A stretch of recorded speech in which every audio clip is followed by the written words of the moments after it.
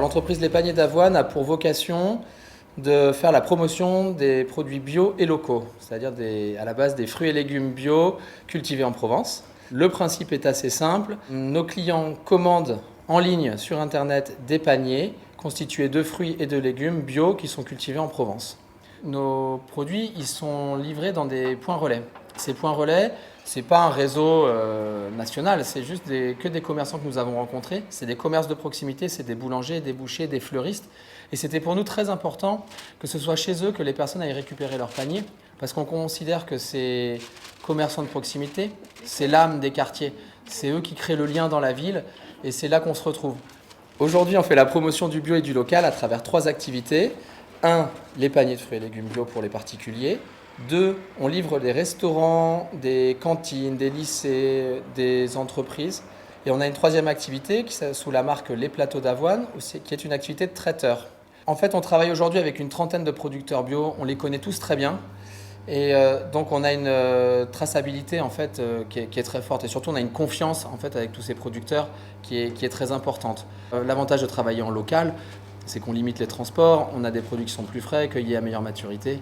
Et donc recréer la consommation locale des produits qui sont cultivés localement, c'est revenir au naturel. C'est-à-dire qu'un producteur, un maraîcher, le but c'est que ce soit les gens qui viennent au marché, les gens qui habitent dans la ville à côté qui consomment ces produits. Alors aujourd'hui, tous les paniers sont confectionnés dans un ESAT, l'ESAT CAT Vert, qui est à la Farled, qui emploie une 100aine de travailleurs handicapés.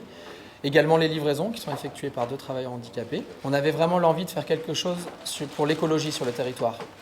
Et en rencontrant l'ancien directeur de l'ESAT, on a découvert que s'inscrivait très très bien dans l'éthique de notre entreprise et dans l'éthique de notre aventure ici à Toulon, un projet aussi social.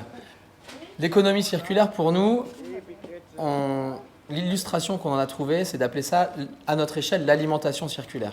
Parce que nous, on travaille dans l'alimentaire depuis 10 ans. Notre souhait, il est simple, c'est que les salades qui poussent à Solliès-Pont soient consommées dans des restaurants ou dans des cuisines des Toulonnais, puis que les déchets organiques issus de ces cuisines ou de ces restaurants soient transformés en compost localement, et que ce compost qui sort de la machine soit remis dans les champs de Solliès-Pont où vont pousser les salades.